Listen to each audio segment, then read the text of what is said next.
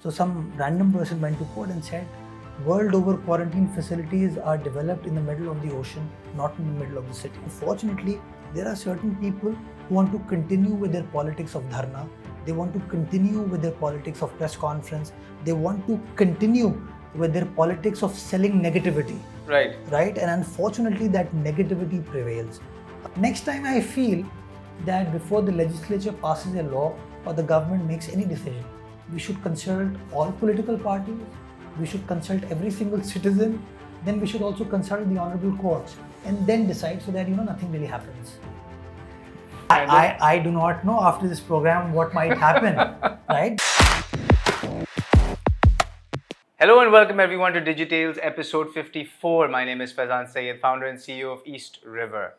And today I have a guest that I've had on before, my dear friend Murtaza Wahab. How are you? Very well, thank you for Murtaza, having me. you are in the news these days, everywhere. Hopefully good news.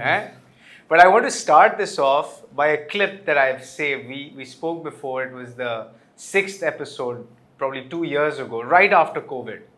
And I want to pick up this episode that you had a clip from, and I want to kick off with that clip.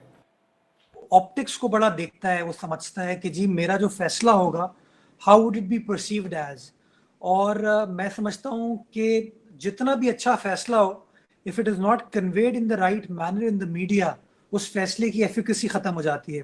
तो I think media is extremely important and anyone, मैं समझता हूँ चाहे वो political level पे हो, bureaucratic level पे हो, या इवन कंपनीज के अंदर जो डिसीजन मेकिंग प्रोसेस है उसके अंदर ऑप्टिक्स बहुत रेलेवेंट हो गए हैं. अब ऑप्टिक्स की बात हुई थी, बल्कि बिल्कुल हमने एपिसोड जब शुरू किया था ऑप्टिक्स की बात थी. तो मेरा सवाल जो है, ये जो रेजिग्नेशन है, क्या ये भी एक ऑप्टिक्स प्ले है? Not at all. ये सब्सटेंस प्ले है. और फैज़ान, मैं हमेशा से कन्विंस्ड हूँ कि जिस तरह you as an entrepreneur, you as a professional dictate the terms of your life. जब आप पब्लिक सर्विस में होते हैं या पब्लिक सेक्टर में आप होते हैं, तो the terms of that public sector life, that is determined by law, by the constitution. And that law, that constitution has to be followed in letter and spirit. And the reason why law is important is because if that is being done in letter and spirit, it gives a lot of certainty to your decisions. It gives a lot of consistency to your decisions. As a bystander, as a third party, you know for sure that you can assess things. Why? Because the law says so. So if the law is not followed in letter and spirit, then you have the right to at least agitate, to express your divergent point of view, and I'm expressing that divergent point of view. I disagree. I respect the honorable courts. I respect the decisions that they make, but it is not necessary for me to agree with the decision. I feel that the decision does not make any commercial sense, and I feel the decision also does not make any legal sense, because whatever the KMC had done by way of this tax collection mechanism, that was strictly in consonance with the legal provisions. The law empowers KMC to collect this tax. The law empowers KMC to collect it by way of a third party. So I don't think it was anything which was not provided for in the law. And that's why I feel very frustrated. Why? Because I worked very hard for a period of 1 year to make it happen. And just when it was about to deliver stability to Karachi Metropolitan Corporation, which would enable KMC to carry out sustainable development in the city, the process has been stopped. Why? Because 5, 6, 10 people disagree with the decision that KMC makes. So I disagree. I respect the decision, but I disagree. So it's definitely not optics. It's 100% based on substance. But yes, you can say that media is being used to convey this divergent point of view, and it's my right to convey. So let me ask you this. Let's take a step back. For those who don't know, I mean, we've got, in this office, we've got the average age here is about 26. It's a young population. If I went and I asked them, okay, explain to me what the KMC does, I don't think that they would have an answer. In fact, they would turn around and say, what is the KMC? So let's take a step back. What exactly is the KMC and what is its role, and why is this decision of 3.3 billion rupees such a big deal to you?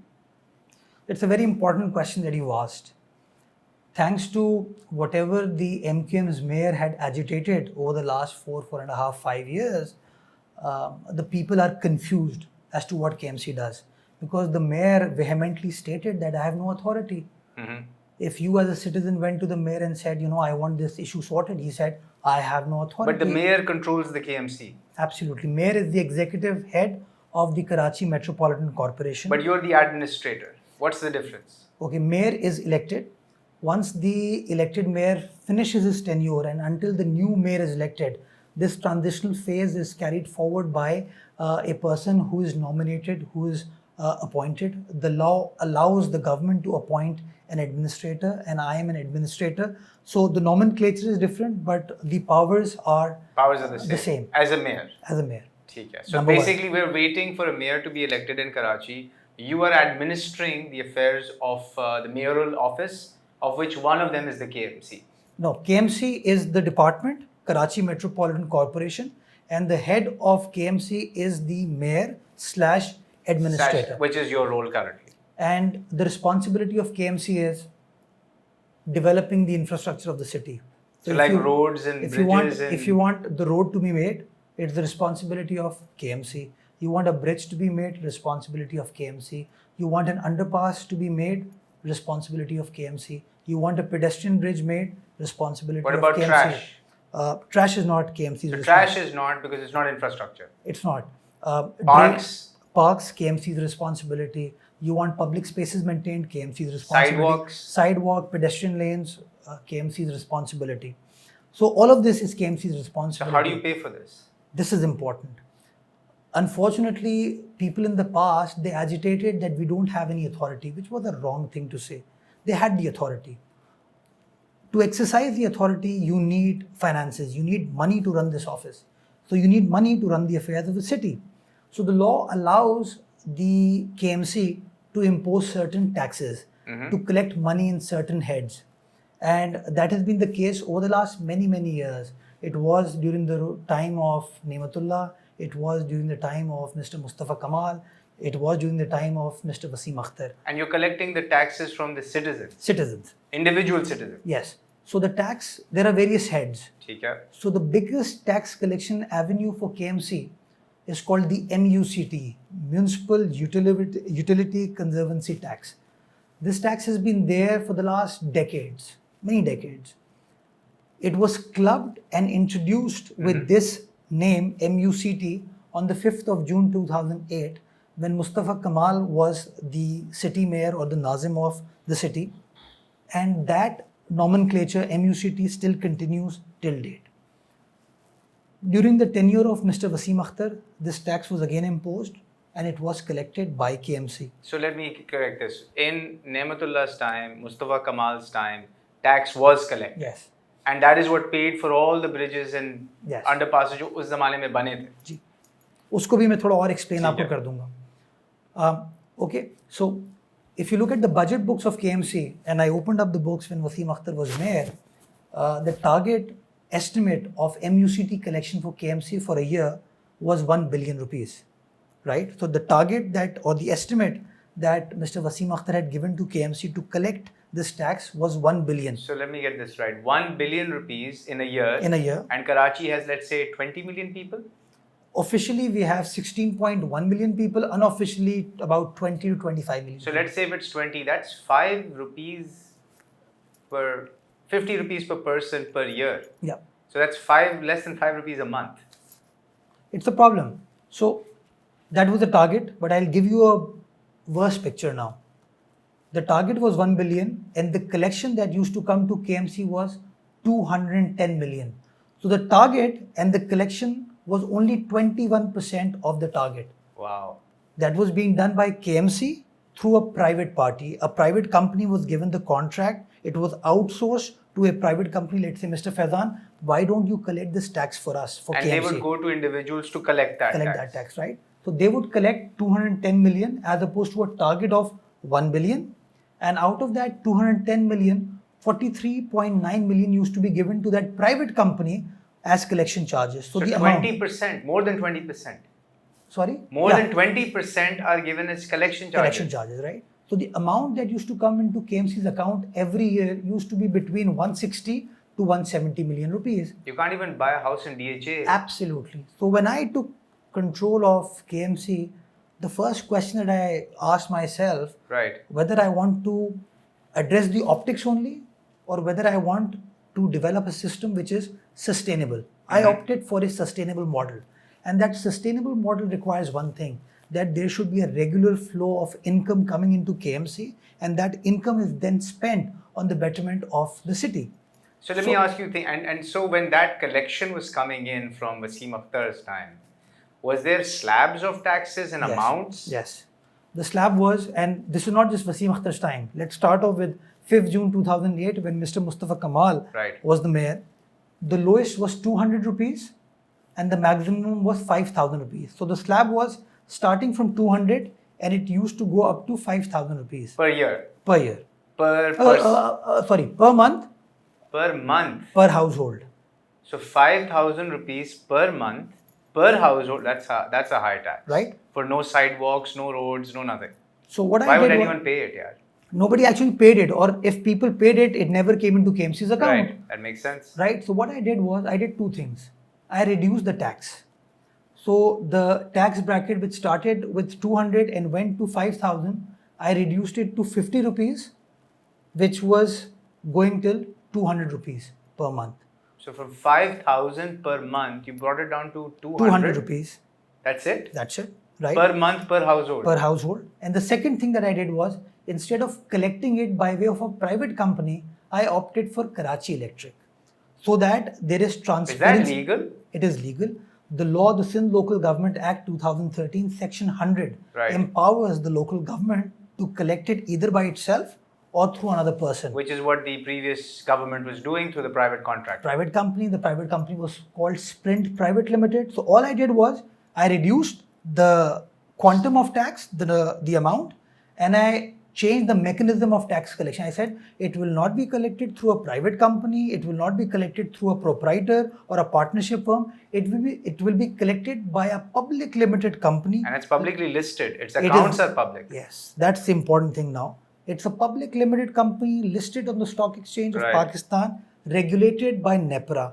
So any amount that comes into the account of KE has to be disclosed. Has to be disclosed. It has to be accounted for before NEPRA. NEPRA would question them, tell us where this money is coming from. And secondly, I as a citizen can go through the accounts of K Electric and check how much money have you collected for KMC and how much money have you transmitted to KMC, right? So I as a citizen would then be able to question the future mayor that, look, mister, it is not a question of authority. This much amount came into your account. Where is our parks? What road have you built? What sidewalk have you built? What underpass or what bridge have you developed? What pedestrian bridge have you built for us? Right? So it would lead to more transparency. It will have a money trail and everything is going to be documented. And Faizan, the difference, as I told you, in Wasim Akhtar's model, the amount, despite the fact that the tax slab was on the higher side, 5,000 rupees, the amount that KMC was actually receiving was about between 160 to 170 million rupees. With this new methodology that I had introduced, despite reducing the tax number, I would be collecting, or KMC would be collecting 3.3 billion rupees. Wow. Right? That is more than 20 times of what Mr. Wasim Akhtar was collecting for KMC. So when I took over KMC and when I was deciding upon these things, I had two options. One option was option A, follow the status quo, get 160 to 170 million rupees, or option B was challenge the status quo, change the system and collect 3.3 billion rupees. So I, as the head of the organization, as citizen of this great city of Karachi, opted for a more commercially viable option. That is transparent, publicly visible. All the numbers are clear and anyone can check them anytime. In fact, even the collection fee is transparent in this one. And so then what's the 50 rupees, Faizan? Faizan, 50 rupees a month 600 rupees a year. A bag of chips costs 50 rupees if you buy the You branded can't, ones. you can't have a cup of tea for 50 rupees now. That's true. And none of the chai dhabas. And all you want is 50 rupees to build some sidewalks. Yes. Not just sidewalks. Oh, and underpasses. You see, And storm drains. you see 3.3 billion, right? That's a big amount of money. Right. And this is good enough for you and I to ask the mayor, what are you doing? Yes. In the past, they found an easy way out, and the easy way out was, I have no money, I have no authority. So this was an answer. No law was changed. Existing law, everything was the same. All I did was I changed the route, and that is what you created a transparent system using the boundaries of the law to collect 20 times what was collected in the past. Absolutely. That is the problem we're facing today. Yes. I want to go back to a clip from our last episode because it takes me back, and I want to show you something you said some time ago. Here, let me quickly pull this up for you. So take a look at this clip. Facility, and a random person who has absolutely no connection with governance, absolutely no connection with medical administration, public administration, he goes to court, files a frivolous sort of an application, the court grants a stay order. And you remember this statement? This was over 2 years ago. It reminds me of what just happened. It reminds us of what happened at this time when COVID had just struck and we were talking about this and you had a stay order. I think it was Zyrine, I think. So not much has changed.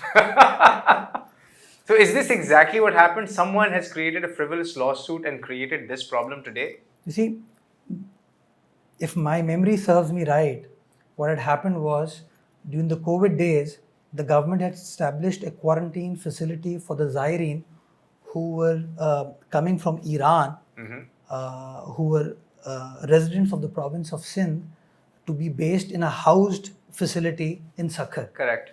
Right, so that they can be properly quarantined and isolated. Absolutely. Once they finish their quarantine period, then they can come back to their respective villages or districts. So some random person went to court and said, world over quarantine facilities are developed in the middle of the ocean, not in the middle of the city. And they got a stay order. And the courts listened to them and gave them, and this is the middle of the pandemic. Yes. This is what, as public servants or public office holders, we have to go through, right? So this happened. It took a toll on us. Right. We lost time, but eventually we got rid of the stay order and we established that quarantine facility, which became a success story, because then we were able to house, I think, thousands of these Zyrine. We kept them over there. We looked after them for the 15-day quarantine period, and then they were sent back to their respective villages. So again, this time around, there's some random person. Nothing to do with governance, nothing to do with the government. Right. A citizen who's gone to court and said this tax is not in the best interest of the city of Karachi. Collection of 50 rupees a month is not in the best interest of the city of Karachi. Yes. So somebody. And it's an individual who's done it. Yes. And you see. Are you sure there's no one else behind it? There are certain political parties that are advocating against this tax. They are trying to mislead the people that Mr. Murtaza Wahab has imposed a new tax on you. Right. They are trying to misguide people. It's not a new tax, it's an old tax. It was always there. It was probably being collected but not coming into the account of KMC. Right. So, it's unfortunate. That's all I can say. But you just explained it to me so simply, and I mean, I want to give you 50 rupees. So that I can have a sidewalk, so I can walk from my office to the main road or just go for a walk anywhere in the evening. 50 rupees, it's a bag of chips. See, the viewers or the listeners don't know that we're old friends. And, we've had discussions on how sustainable development needs to take place in the city. And I'll just give you a small example, Faizan. If you recall, when we first started meeting, you said, our beach is just a fantastic place to go, but it's so difficult to reach the beach, right? The roads are bad. So how can we make the roads? And I told you, you need money to make the roads. You expressed a point of view to me. I heard you out. I took the matter to the government. And today, mashallah, we get to the beach in 30 minutes. Right? Fantastic. And another road KMC is building, which will now connect the road from Machli Chowk to Canop, right? Which is Right. right now being built by the Karachi Metropolitan Corporation for an amount of 800 million rupees. We're doing that, right? So that would come from that 3.3 budget. No, we already have that Oh, money. you have the right. Right. So, but the 3.3 billion that we are to collect, or we were to collect, right, that would enable us to undertake more of these interventions, right? Okay, you can tell me, Murtaza, this road needs to be rehabilitated. I'll be like, okay, let's do it. The Baloch Colony Road. Baloch Colony, I'm already doing it, by the way. Let me inform all the viewers. It's terrible right now. It's terrible. We are rebuilding it, and we're also trying to expand it. It's a 3-lane track. One lane has been destroyed because of a line that was put in over there. So effectively, 2 lines are functional right now, Right. and they're also in shambles. So we've contracted it out. The work has started. We are hopefully in the major portion of that Baloch Colony Expressway, you'll have a 4th lane as well, wherever there is additional space available. So all of this money that comes into the account of KMC, as long as it comes into the account of KMC, it will be accounted for. Right. But if it comes through cash, if it comes Right. through some parchi, Right. it will not come into KMC's account. And this is what people need to understand. No, but why? A friend of mine, he was just trying to pacify me, and he said, we as citizens, we want Karachi to be Paris. We want Karachi to be London. We want Karachi to be Dubai. But that's a right. But a right also has a corresponding obligation that we have to pay our municipal tax. You go to Dubai, you have to pay municipal tax. You go to London, you have to pay municipal tax. You go to New York, you have to pay municipal tax. I'll give you a small example. You look at Mumbai. Every year, Mumbai Metropolitan Corporation, their municipality, if my memory serves me right, collects 19 billion Indian rupees as municipal tax. And here we are in the great city of Karachi, we're unable to do it. And you know what's the sad part? Faizan, people were paying the tax. The SKE methodology had been enforced, and people were actually paying, and money had started to come in. So it was flowing. There was no big hue and cry about it. Nothing. Nothing. 20, 30 people are protesting. Jamaat Islami people said, we will do a referendum on it. Because on an average bill of, let's say, 10,000 rupees of electric bill, 50 rupees, yeah. you won't even notice it. Exactly. It's unfortunate, and that's where I feel people need to understand that we need to get out of this rhetoric. We need to come out of this blame game. Right. We need to come out of this pessimistic mindset. We need to take ownership of the city. The city has tremendous potential. The city can come back on its feet, provided we as leaders and we as citizens are willing to work in tandem. But unfortunately, there are certain people who want to continue with their politics of dharna. They want to continue with their politics of press conference. They want to continue with their politics of selling negativity. Right. And unfortunately, that negativity prevails. And it's just unfortunate. That's all I can say without being contemptuous. I'm going to play another clip. I feel like that last episode, you gave me so much fodder that's coming back up. So based on this, I think I should be coming back again. Hopefully, when I come next, we would not be talking about this. I won't be able to cite these clips, right? So I'm going to show you this clip. It's from the last episode here. To change the situation that my society faces, and that society includes my family, your family. Right. So I tell everyone that this is a very selfish mindset that I have. I'm not doing it for everyone. I'm doing it for myself. I'm doing it for my family. And if all of us develop this mindset, we have to do it for ourselves. We have to do it for our near and dear ones. Then trust me, things can happen.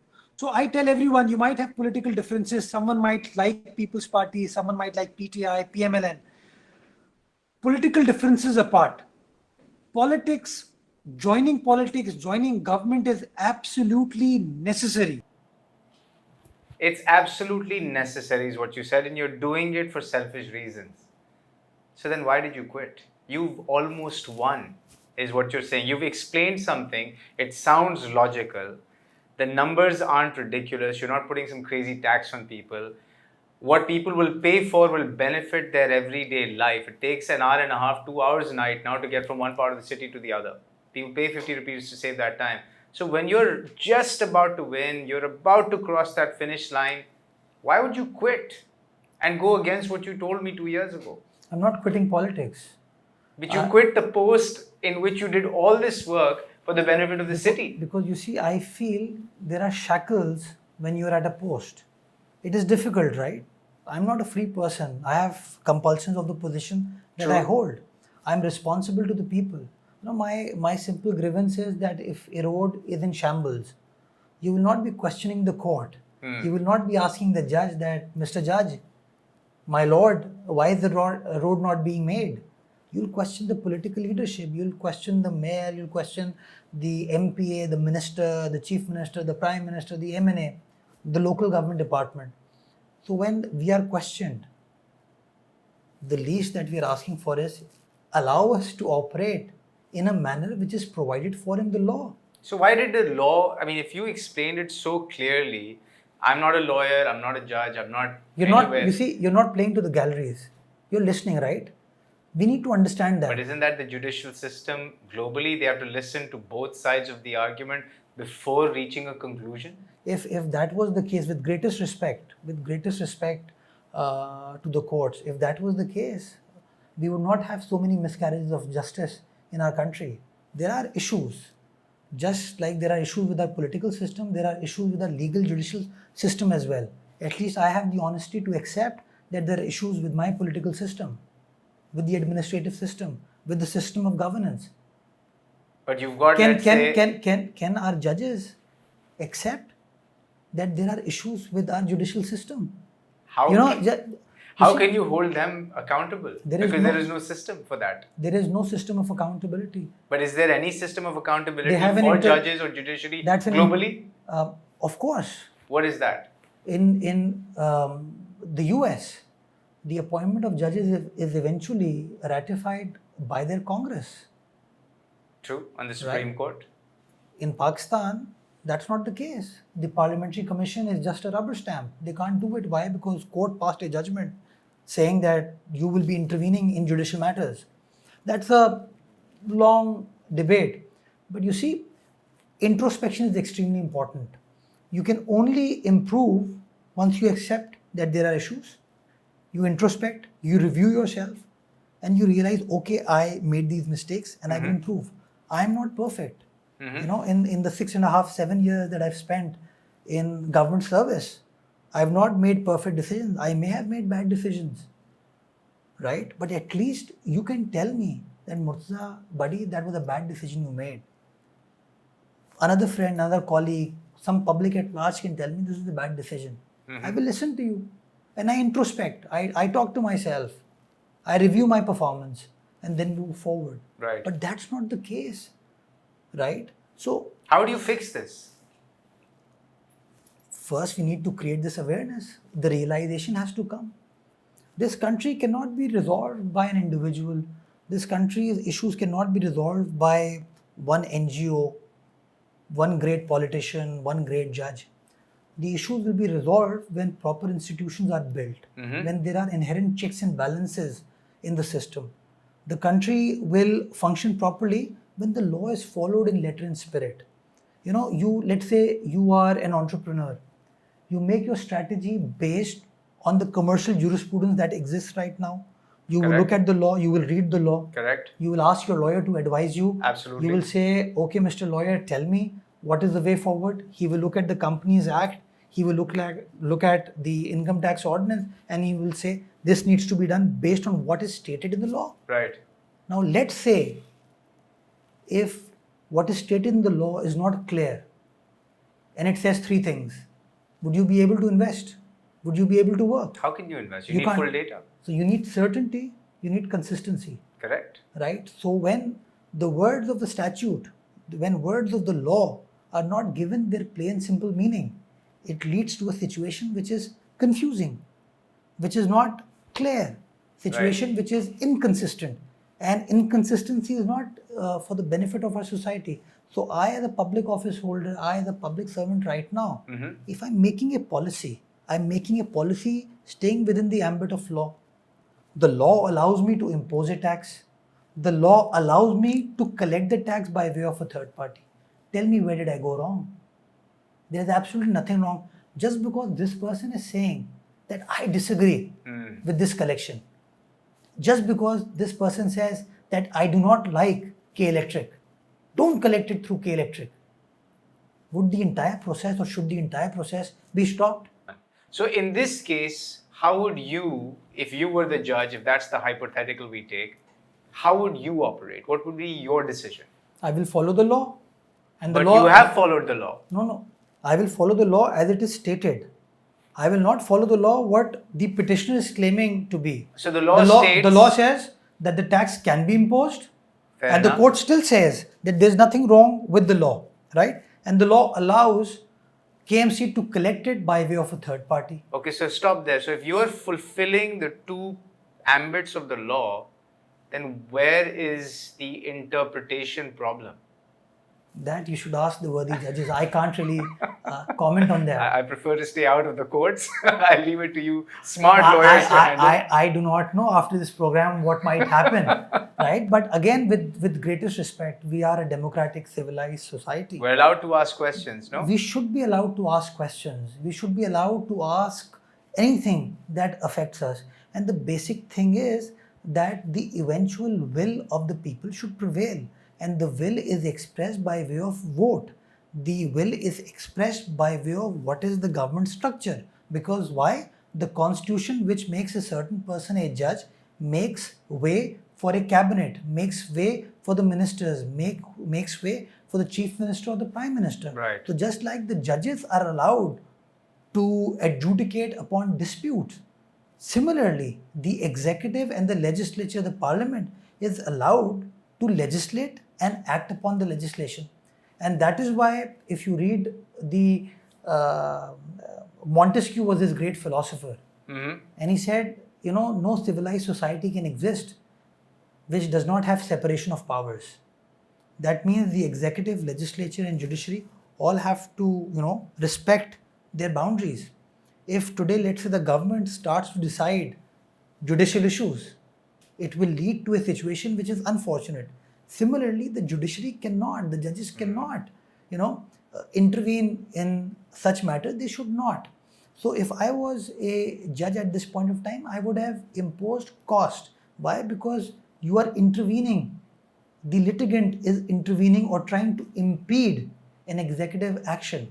So you would have charged the person. And the law allows it. It's a frivolous litigation in my view. So you can actually charge them for that litigation. Absolutely. The court can impose costs, and there are, it is stated for in the Civil Procedure Code.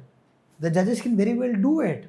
All I'm saying for is that if this country is to move forward, Faizan, ये tax इकट्ठा होता है ना, इस tax से prime minister की तनख्वाह जाती है, इसी टैक्स से मिनिस्टर्स की तनख्वाह जाती है, इसी टैक्स से जजेस की तनख्वाह जाती है, राइट?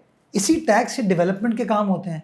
फिर जब आप नीचे लेवल पर आते हैं और लोकल गवर्नमेंट की सतह पर देखते हैं, तो लोकल गवर्नमेंट जो टैक्स लगाती है, उन टैक्सेस से आप शहर को मेंटेन करते हैं, शहर के इंफ्रास्ट्रक्चर को मेंटेन करते हैं. और दुनिया भर में ये होता है. आपने कभी देखा है सादिक खान जो है लंदन का मेयर, या बोरिस जॉनसन लंदन के मेयर थे when I was studying in England, आपने नहीं सुना होगा कि उन्होंने कोई टैक्स लगाया और अदालत ने उसको स्ट्राइक डाउन कर दिया. कि वहाँ लोग तो टैक्स देते कि उन्होंने को आदत है. बल्कि पब्लिक को पता है हमसे क्या पूछना चाहिए. The public should always ask, we are paying this much tax, where is the amount of money going? And that, as the administrator of KMC, I had informed to the people. How does that? Is there a public accounts committee or something of the sort, जहाँ पे public can see where the money is being spent? See, what I did was, एक तो the way KMC operate, because it is a public corporation, its documents are public. What I did was, I announced when I started this tax mechanism, I announced that I will display it on the website of KMC every month, that what is the total collection made and where is the amount being spent. So people will be able to ascertain, they will be able to assess, okay, how much money came in. That's and where it went. Absolutely. Transparent. And I'm creating this precedent. Why? Because the future mayors would be able to follow it. Right? I'll give you a small example. I worked on this tax. KPT, which is the Karachi Port Trust, that is also supposed to pay this tax to us. And for the last 9 years, there was this dispute between KMC and KPT, and they were not paying a dime to KMC. Even though Wasim Akhtar was the mayor and Ali Zaidi was the minister, both were coalition partners in the government. But despite the coalition, they were not paying this tax. So when I took over, I raised the issue with KPT. I told them, I said, the law allows or makes it mandatory for you to pay the amount to KMC annually, and that's not being paid. I engaged with them. I fought the case of KMC before KPT, and I'm very grateful to the KPT administration, including the minister Faisal Sabzwari, who supported me. And eventually, about 3 weeks ago, KPT handed over a check of 230 million rupees, 23 crore rupees to KMC for the first time in 9 years. And I made a pledge to KPT that I will spend this amount in the areas which are connected to the port so that your infrastructure can be improved. So what I did was, I started work on rehabilitating the ICI bridge. You would know about it. It needs work, a lot of work. I started to rebuild the Dockyard Road, which was terrible. in shambles. Terrible. I started work on the road leading to fisheries, and I started work on the road around the Jackson Market area in Kimadi. These 4 things I started the moment I received the amount of money from KPT. And all need a lot of work, and KPT benefits from this. Absolutely. City benefits. You see, And Faizan, at city the end of the day, benefits. The residents benefit. you see, at the end of the day, you can't distinguish that this road will be used by Faizan only or by Murtaza only, Right. or the chief minister will go on this road. or I'll the pay prime- 50 rupees to use that road. Right? It's a public purpose project. It's a Right. public spirited project. Why? Because the public will benefit from it, and that's what you need to do, right? So I, as a public office holder, was showing my bona fide, my good faith, by telling the people or telling the organization that I was collecting tax from, okay, look, I will do this with this amount. Right. And I started doing that. And I had the same plans with the amount that was supposed to come through K Electric. But unfortunately, Unfortunately, here one we are. individual did not agree with my policy. Next time I feel that before the legislature passes a law or the government makes any decision, we should consult all political parties, we should consult every single citizen, then we should also consult the honorable courts and then decide, so that nothing really happens. I'm going to ask you one last question. I'm going to take 3 names, and I want you to tell me what they have in common. Okay. Asad Omar, Miftah Ismail, and Murtaza Wahab.